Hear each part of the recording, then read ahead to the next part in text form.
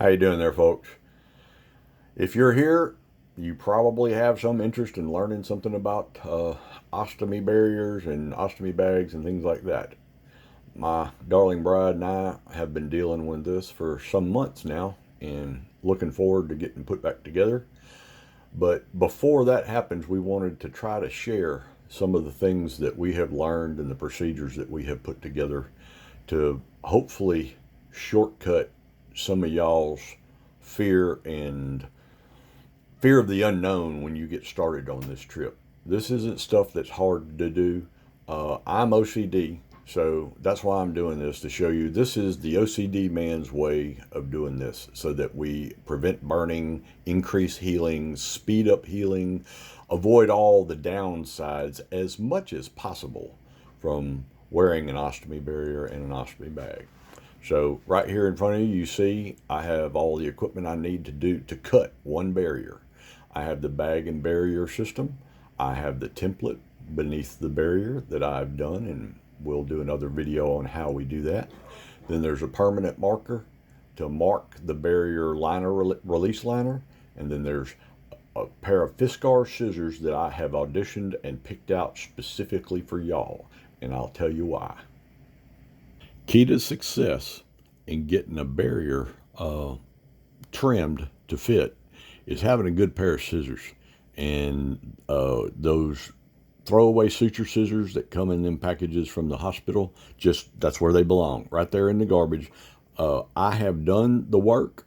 I went and got all the Fiskar scissors that I thought could be close to the ones we need because they're cheaper than surgical scissors. And I chose these scissors because they're very sharp. They're like razors. It's razor blade sharp, and the tips have been machined down so that they're just tiny, and you can get through tiny holes. You can control them. It doesn't deform the material. It cuts it well. You just lay it in there, pull it up against the liner, and just let the two blades come together, and it just works its way right through it. This is what you need. Renee and I decided that what we do, we should show other people to see if it helps them. So here's the layout. I've already got put tools. I've already taken some pictures of the tools layout. So bag, we don't need that right now. So fold, closing the opening, put it out of the way. You've got the base. This is the way it goes on the body, and this is where we're gonna draw on it and cut it. So we're gonna lay that down here. Here's the template. We make the template. LL stands for left lateral, RL stands for right lateral, and it's like this. So if we want to cut on this side, we have to do this. So, and I will do another video at some point on how to make a template. So the template lays on. Now, because we turned it over, the right lateral is now on that side to make sure. Top, right lateral on that side. And we pull it over in the light and use a permanent marker that we know works. And what we're looking for first is you need this center line right here. And I'm good at it now, so I can take my mark, come right here, and make my little mark right there, turn it over, and make my little mark right there. So now I've got a center mark to center my template side to side. So now I point out these two center marks, and I'll line them up here. And now this is the part where I know where I want it from testing. So I need to line those lines up so that it looks like one line could be driven through all four of them. And then laterally, I'm looking for that green line right there. See that green line right there? And if I slide it back, I'm looking at that green line right there. And I know that I want it to be lined up here. I'm pointing out that I cheat on you because it's your application. I know that I want to cheat up towards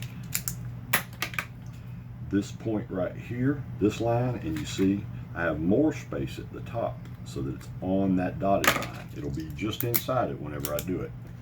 So now that I've got it on, you have to hold it with 2 fingers or it will move, and then you will have lines where you don't want them.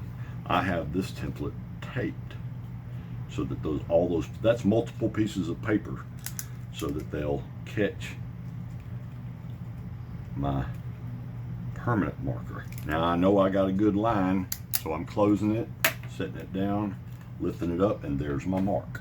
And you can see again that I'm just inside this dotted line here and just on the other side of the dotted line in here. So I've shifted the whole thing up so that I have more guts down here. All right, so we're done with the template. Set it aside. Now, I use a razor blade to cut that liner and to start my cut into this barrier material. That's so that I can use the scissors from the other side, but you can only cut one of these with a blade. So what I do is mark this side or one side of the blade with a dot so that I know that's the first one I did, and I know that now that corner is dull, and on the next one I can turn it over and use it on the next one, and that way I don't waste so many single edge razor blades. So now I'm going to turn it, come over here, and I like to start right here in this curve. So that's where I'm going to start. I'm going to get my dot, I'm going to put it at a 45-degree angle, and what I'm looking to do is take that point and put it on where the line ends. Not in the center of the line, but where the line ends. And I want to go in right there, and what I'm going to do is I'm going to hold this basically rigid, and all I'm doing with the right hand is change an angle so that I'm surfing down the inside edge of that line, and then I'm going to turn and pull with my left hand. So I start here and I'm turning well in advance,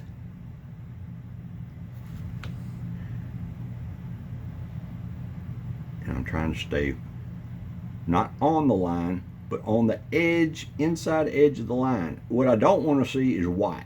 When I cut by, I don't want to see white, and I don't want to see black. What I'd like to see is that I rode that line. Now, that is way more accuracy than you need. But if you have it, cutting this liner makes back cutting it with the scissors so much easier. Now, here's the deal. If you're a pro, when you come back around and you're right on the edge of that line, guess what? Your blade ends back up in the original cut. All right, so you're complete. Now, pull your blade, turn, and drag it sideways till you find that little crack, and then push your blade down in so that you know that you've penetrated the material. Now, while you're watching that,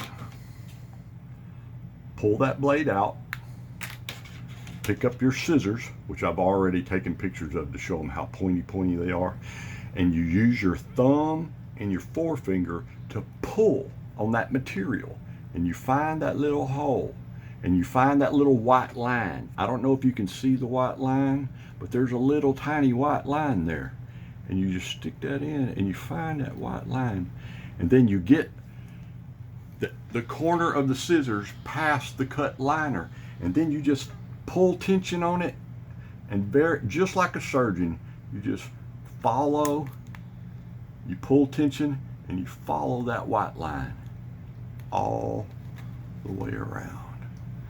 And we can probably speed this up. You're pulling the inner piece towards you? I'm pulling the inner piece that way.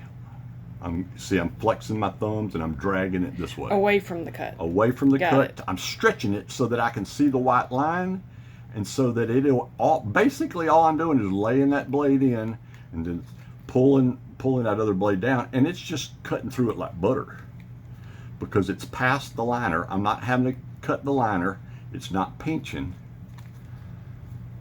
And see, it opens it up and just lets me see right where it is. But you just keep turning and keep pulling until you see it comes on around. Keep going.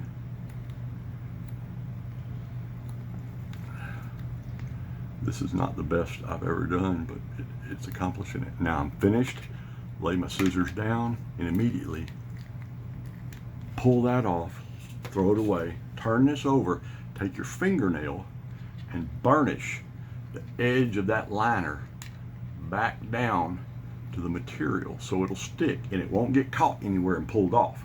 And now there's your cut. It's ready to go. If there's anything that you have questions about, feel free, ask them in the comments, make comments, whatever you need. Renee and I sincerely want to just do what we can to make your journey easier than ours was. God bless you and have a great day.